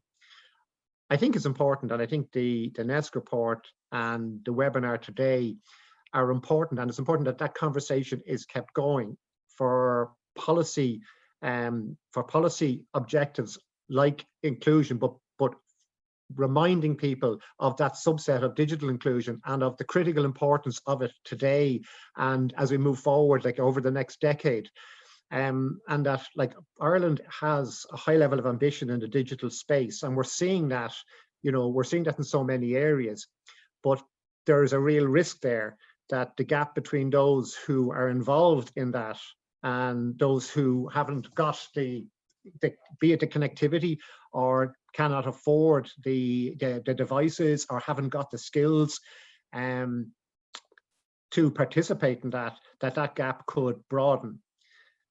The National Digital Strategy, it will address digital inclusion, and so it will be a core principle in the strategy. And I suppose that brings you to the question of, you know, a national strategy for digital inclusion, and what it would look like. How would it fit with other strategies? So I think what I can say from the outset is I would absolutely agree with the recommendation that there has to be a clear, coherent strategy across government in terms of how to tackle digital inclusion. I suppose the question is, for something that is as embedded in other strategies already and needs to be core to strategies as we work forward, as to what would a national strategy for digital inclusion itself look like. And if we look to, you know, some recent examples of national strategies, I just focused there on the National Remote Working Strategy and Rural Development Policy. They take quite different approaches. The Rural Development Policy, while setting out at a high level it's a strategic direction, what it then does is it captures the very significant interventions that are happening right across the public sector, and the public investment that's happening to meet the objectives of that strategy. So many of those interventions were already in place, are planned, and then there will be future interventions. And rather than seeking to pull all of those interventions into a rural development department, the strategy effectively coordinates and pulls them into one space. There's a limited benefit to that. To me, the key part of that strategy is more the ambition that it sets in the early part of the strategy, and then it's a useful reference afterwards to show a person where the money that is being spent right across the public sector affects rural development. And then there's a lot of programs that will be cross-cutting in that they will have an impact in rural and urban areas, but will be key to addressing the divide between them. So I think that the core question really for me is, what is the purpose of the strategy and how it will add value? And it would be my view that how it adds value is by setting out a high level of ambition and setting out a direction for where, you know, our Ireland wants to be in this space, and that therefore it would inform all future strategies at a sectoral level, rather than trying to pull together into a digital inclusion strategy all of those measures. Moving on, and I'm conscious of time, Chair. In conclusion, what I would say is that the NESC report, you know, it's definitely provided a valuable contribution to inform the delivery of existing strategies. I think what it really usefully does is it calls out the different areas, and the way I would look at it is there are building blocks The connectivity, we traditionally, if you went back a decade, people saw digital inclusion as being about having access to broadband, but having access meant a wire going by your door or a wireless signal. So it actually meant that you could get it. I think it's shifted on from that. So it's gone beyond just the accessibility to a broadband service. The pandemic really brought a light and shone a light on the education sector in particular, and the need for access to devices and the importance of access to devices and the divide that exists there across different demographics. And while the Department of Education, took initiatives over the last 12 months, a more holistic approach is needed towards that. Then the skills point, I think, is we all understand the skills point in terms of the basic skills to engage with technology. But I think, as Sinead referred to earlier today, and this has to be absolutely core to it, is that there's the skills in terms of operating in the online space. And there's a set of skills there around safety and operating in that space that also need to be addressed. And then potentially the most difficult one for this area of inclusion, as it has, it's always proved challenging across many other areas of inclusion, is the affordability point. And I can tell you it's something that we've grappled with in the context of the European Electronic Communication Code. And how do you ensure that there is access to an acceptable level of broadband service that's affordable? And how do you do that in a market where it's commercial operators that actually deliver the services? Like in the National Broadband Plan, one of the things we did was we ensured that the network which is built, and the company that builds the network, they don't sell to the customer, they sell to someone like a Sky or a Vodafone or an Air or many of the smaller broadband providers that will deliver that service to you. But the price at which the network can sell to those companies is capped. It's controlled, and that's to try and make it affordable. That doesn't mean it's affordable to everybody. And that is a challenge going forward. So how does Ireland ensure that access to broadband services and access to the devices that you need to participate in the digital world are affordable? And we have ways of ensuring that. The most obvious way of ensuring that is through the social protection system. And in the context of that, at a minimum, the cost of participating in digital society and the digital economy needs to be understood as being a part of the basket of costs that are required to ensure a person and a family are not living in poverty. So I'm going to conclude on that. Sorry, I've gone slightly over time. The challenge is clearly it's that there's an awful lot happening there at the moment, but how do we take what's happening and build on the significant actions taken to date, ensure that we're being cohesive in that? Thank you very much, all. Thank you, Kieran. And you're lucky that the others didn't go over time, because I would have been calling you a few minutes ago if they had.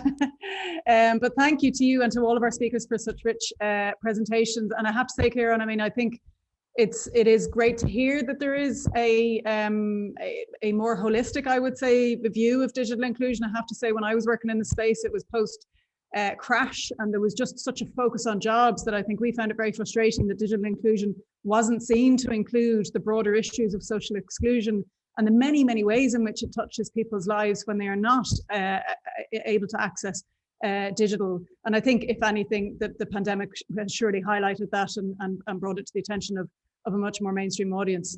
So hopefully that will feature in future policy solutions. So we have a bunch of questions in, and Anne-Marie has been working hard to kind of curate them for me so that I can put them to the panel in batches, essentially. So what I've done is kind of themed them on different topics, which I will now put to the panel. So just to make sure everybody has their video on, absolutely. And if I ask a question, I'm going to put it to everyone unless the person asking the question has specified a specific speaker. So if you do want to contribute, just let me know, either with your old-fashioned hand or your Zoom hand, whichever is easiest. So the first group of questions I'm going to put to everybody is on education. So from Ken Murphy in TUD, given our understanding of how the commercial internet can automate inequality through coding and programming algorithms, do we also need to consider the importance of critical digital skills throughout our education system and at all levels of engagement with being online? I've got 3 questions on this, so I'm just going to read through them all, and then you can all come back to me with that one. So that's Ken asking us about algorithms and asking whether we need to consider the importance of critical digital skills throughout our education system and at all levels of engagement with being online. Rosalind Tamming asks, how would you see the proposed digital inclusion strategy linking with the forthcoming national adult literacy, numeracy and digital literacy strategies? And Karen Kiernan finally from One Family, who asked, does the panel have suggestions for how to support those children and parents who have been left behind over the past 15 months during the pandemic?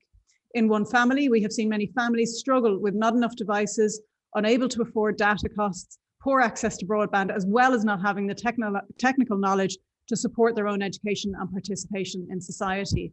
So when I was introducing Anne-Marie earlier, I mentioned that she was previously chair of One Family. It's also a position that I have also been in for a period as well. And I know from working with One Family how people parenting alone, and I'm sure Heidi will have plenty to comment on this as well, are impacted in multiple ways by this kind of issue. So I think it's really important to consider that particular group. So anybody bursting to answer those questions? I can answer Please, Heidi, I can answer Karen's question. Something that we did is we offered classes on, we were open, first of all, during the day after the pandemic or the lockdown was declared, we moved all of our classes online, 34 of them, and we were open 7 days a week, Monday through Sunday, from 8 o'clock in the morning to 9 o'clock in the evening.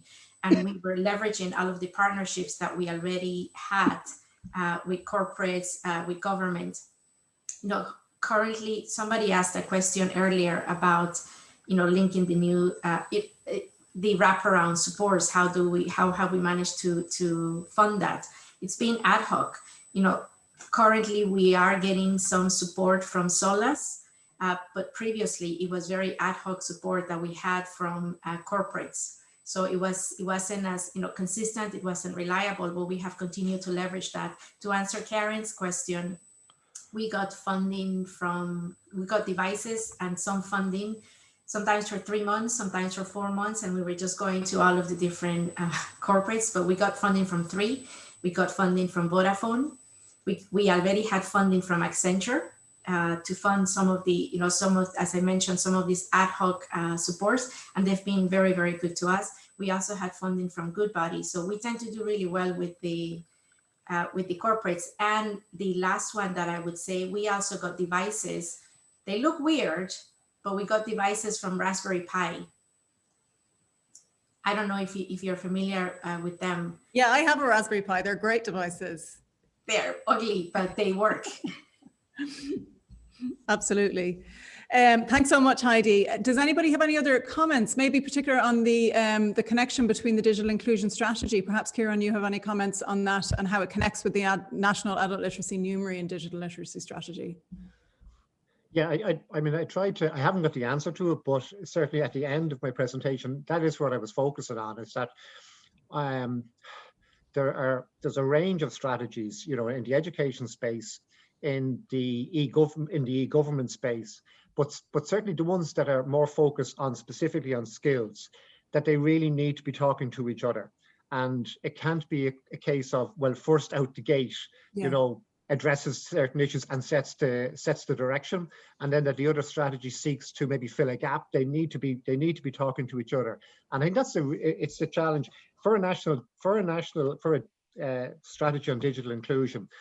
To me, if I had to, and I don't think it would sit here, but like, how would I approach it? I think you'd have to be approaching it at a high level, and you'd be setting out a vision and you'd be setting out principles, so as that it could speak easily to, and then it would be clear whether other strategies would have to maybe revisit if they were already existing and see are they consistent with.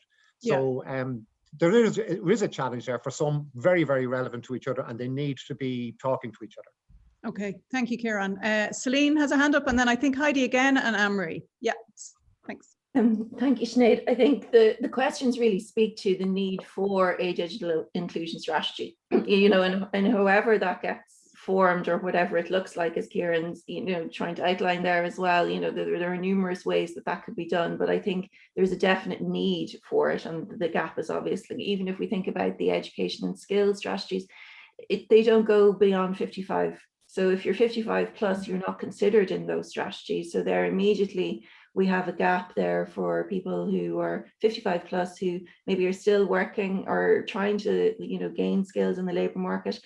We also have a plan to raise the pension age, although the legislation was repealed for the 66 age increase in this year, but we don't know if that will hold in the next government. So there's a number of policy shifts and changes where digital inclusion is a cross-cutting issue across all of them. And I see there's a comment there about the integrating digital literacy policy, similar to the integrating literacy initiative that NALA has proposed, and something like that could be looked at, definitely. But I think the points about access or affordability at any level in our community speaks to the need for a concerted effort for digital inclusion.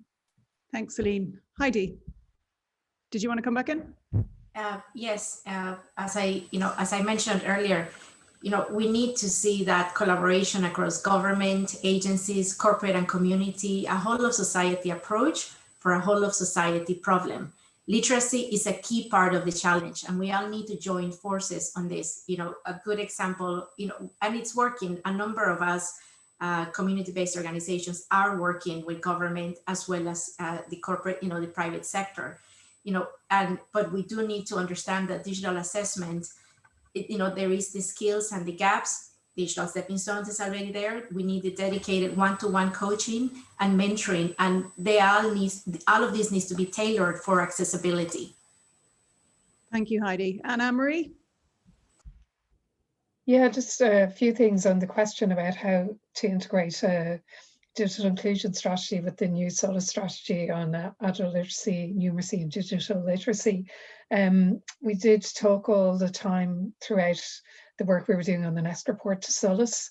So I know that they also are looking at DigComp as kind of a framework for skills training. So we were both kind of in agreement that that would be a very useful framework.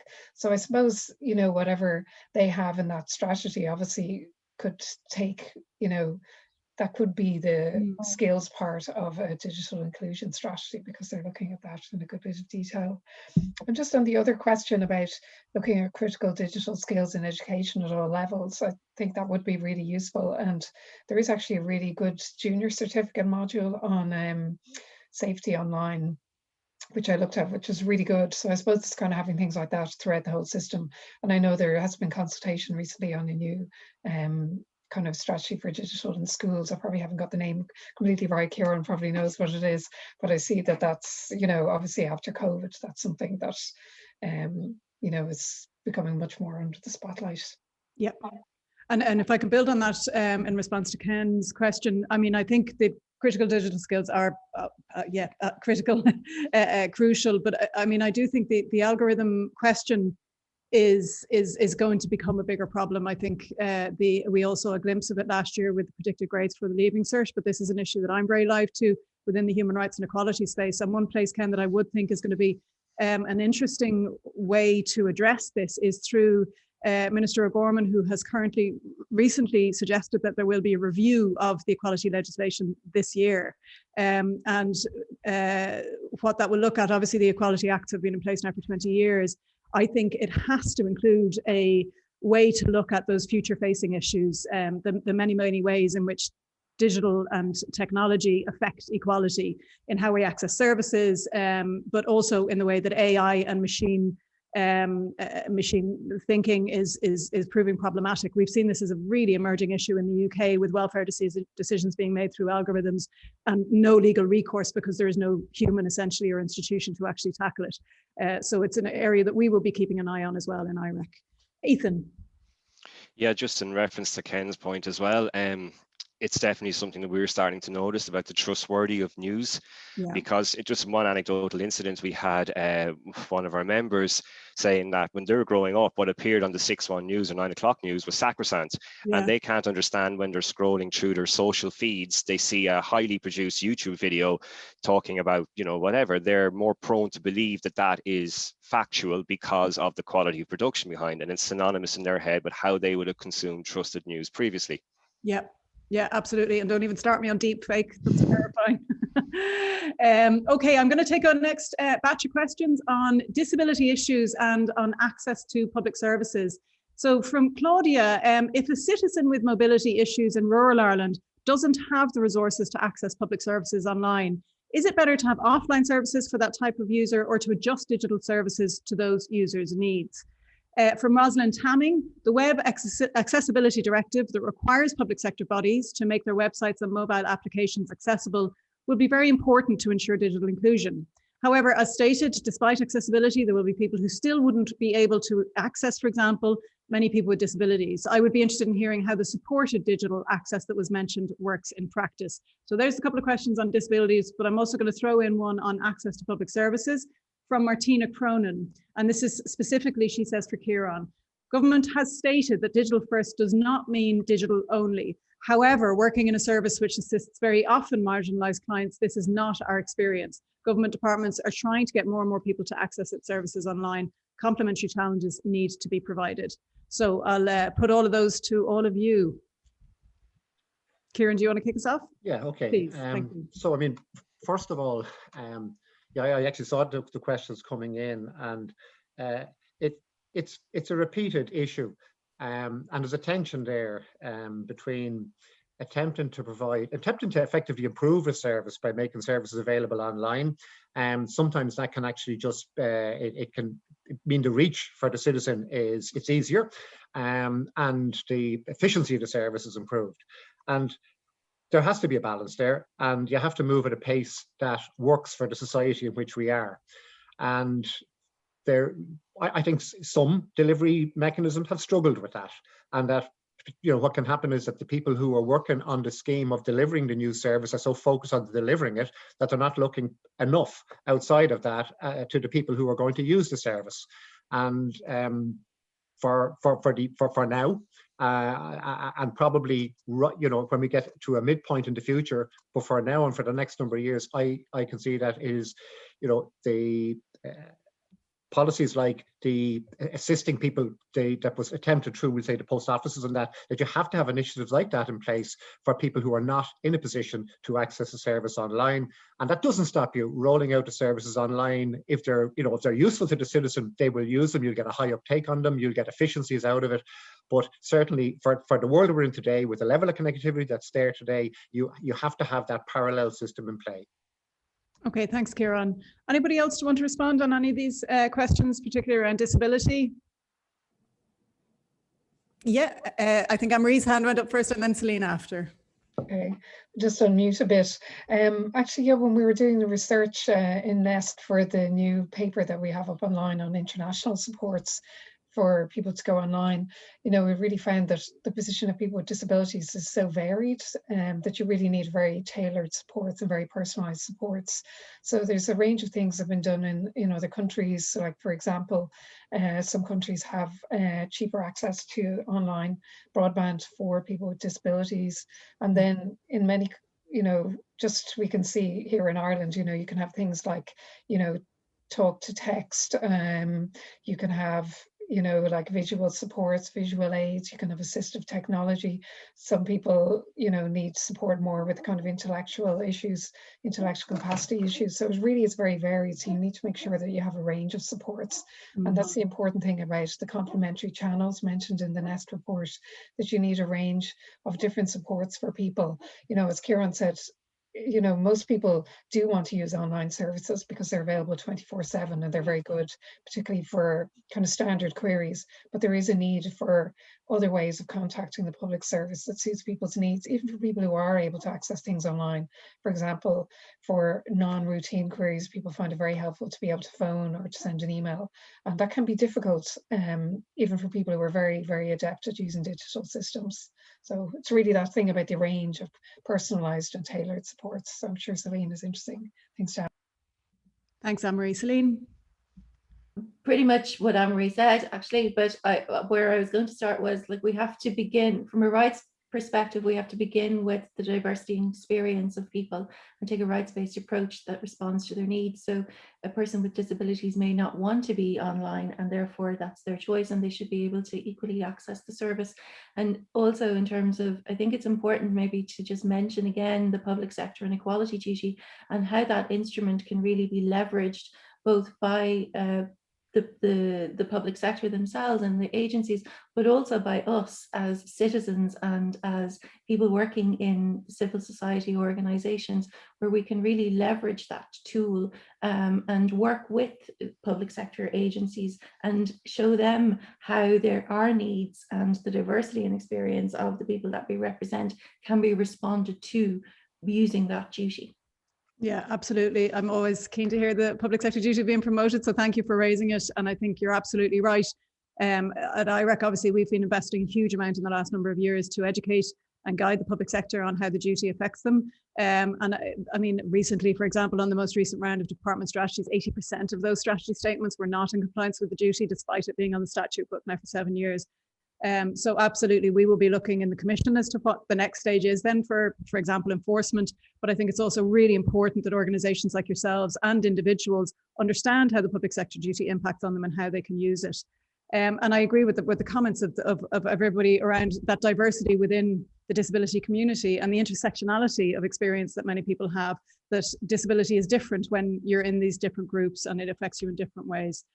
Okay, so I'm going to move on to another round of questions. Actually, what I might do first is just some comments, comment from Ethna Agar. I would really encourage the development of community hubs to progress this report, both rural and urban, integrate all agencies to deliver integrated supports and a one-stop shop approach with a strong outreach strategy. I have experience of this approach. And Stuart Hamilton from Libraries Ireland at the LGMA, and I have more of a comment than a question. Very happy to see the references to libraries in the report and in today's presentations, and the recognition of the role we play in the community in addressing digital inclusion. We believe we can do even more in any nationally coordinated response. We have 330 locations across the country with 1,800 trained staff plus mobile libraries, and there is huge potential in the connections we can make with the groups presenting today, along with BCPs, I'm not sure what BCPs is, and remote working hubs. Libraries all over the world are right in the centre of national programmes for digital inclusion. We work with the International Federation of Library Associations and Institutions on this issue, and there are a number of papers I'd be happy to share of relevance. So just that was a couple of comments, but I'm going to move back now to the questions, and I have some on security and funding, and one specifically on the broadband plan. So from Larry O'Connell in NESC, the safety came across vividly in the presentations. In the video, one of the speakers mentioned being afraid. Are there enough supports and safety nets which help address those fears? What are they? And could more be done to provide people with a sense of security? On funding, Eleanor Hoff has a comment actually. Provision of low-cost mobile data packages by service providers would facilitate online participation for basic email and access to services. This is particularly important for people on limited incomes, including older people who may not have access to broadband or require large data bundles for music, films, etc. I agree that libraries are a great community resource for community support for digital inclusion. So actually, I'll just take a couple more questions then. So we have the one on security from Larry. From Claudia, if the national broadband plan is in place, is it relevant to focus on design for low bandwidth for public services? Why or why not? And then from Ethna, actually, a question as well as her earlier comment. Could we progress an interagency approach with all organizations adopting and integrating digital literacy policy similar to the NALA Integrating Literacy Initiative to include local and national government and underpinned by this report? So I know we've touched on a couple of those already, so perhaps if people have additional comments to add to any of those.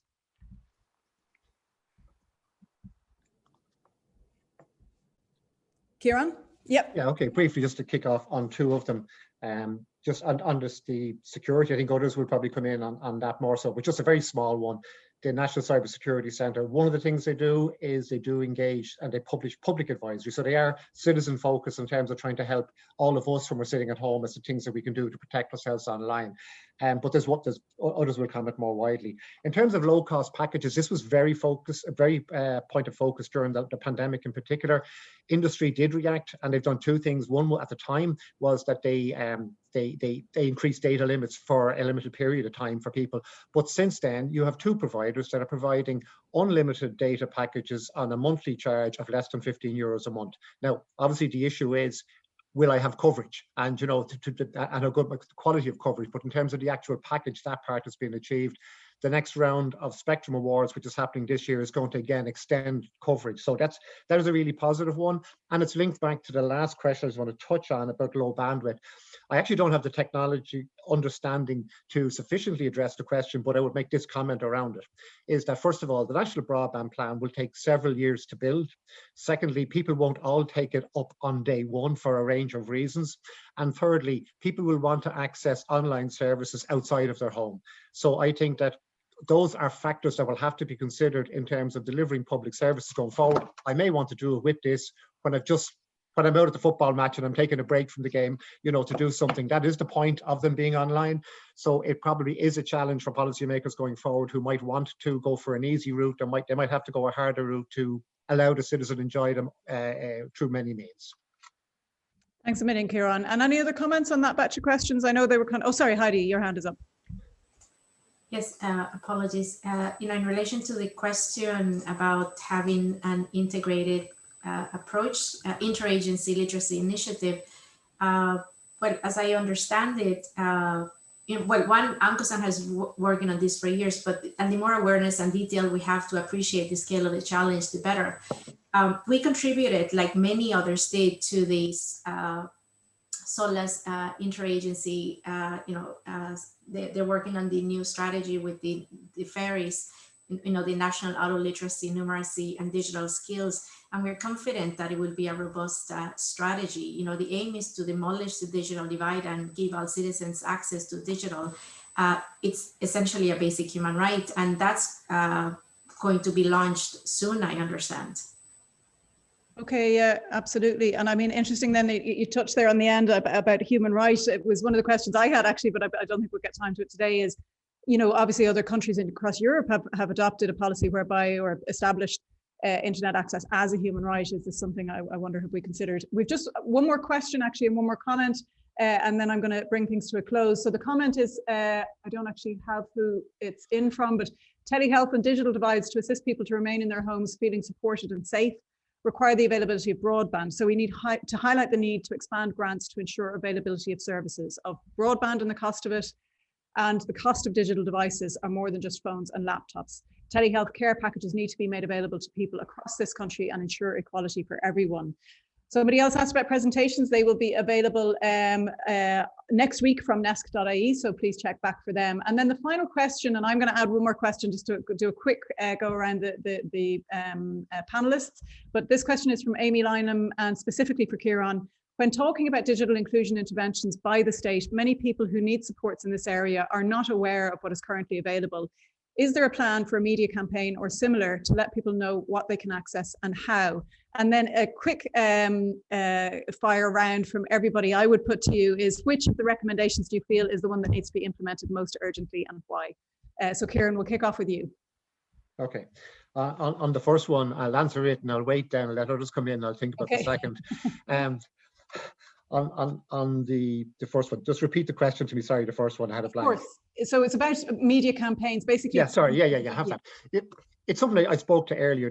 While there is cross-cutting core policies are there and they're understood, people, when they get into their silos, can be very focused on what they're delivering and in communicating what they're delivering. So there isn't any holistic pulling together, even in the first instance, and like this is one of the things I pointed to in terms of if what a strategy could do, to actually communicate to people all of the interventions that are available. So there isn't even the pulling together of it. So actually putting a media campaign on the back of something that doesn't exist is difficult. But I absolutely hear it, that if the citizen doesn't have the full information available to them, how are they meant to benefit and ensure that they can engage?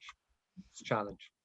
Okay, so I'm going to run around quickly around everybody and get your top priority recommendation from the report, starting off with the report author, Anne-Marie.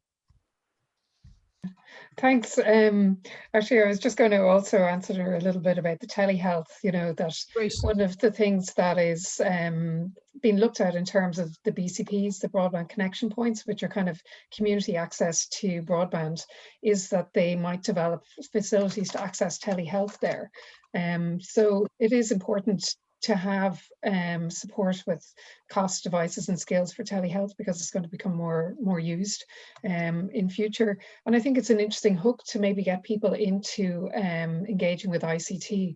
And that would really be one of the things I think is really important in the NESC report, to work with communities where they are, to draw people in and to engage them in ICT, because it's the groups who are left behind who find it hard to see a motivator to engage with ICT and who lack the confidence to do that. I think work at community level is just so important, but it obviously needs the other pieces, like the national level schemes and funding that they can build their work and base their work around.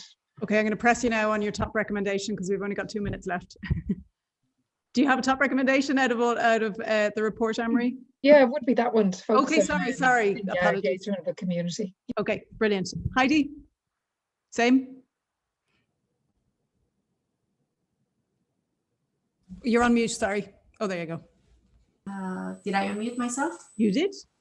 Okay, I would say digital accessibility, digital assessment to understand the skills and gaps, dedicated one-to-one coaching, mentoring, and the whole wraparound supports for community organizations. Like, we are ready to go. We just need to be funded properly.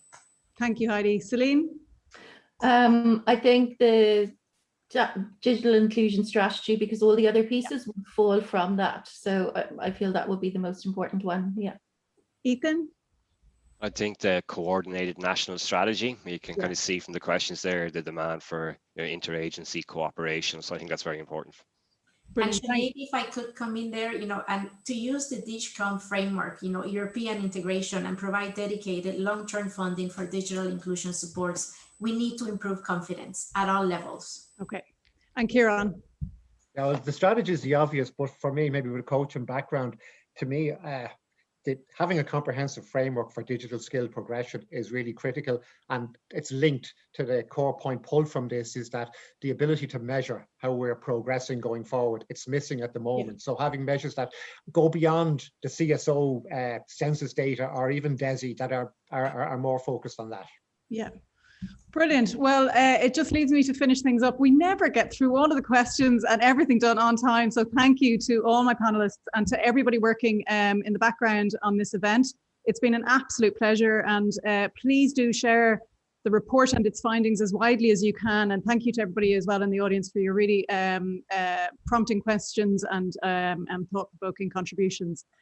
So with that, I will finish today's proceedings, and thank you all. Thanks so much. Thanks. Bye. Bye-bye. Bye now.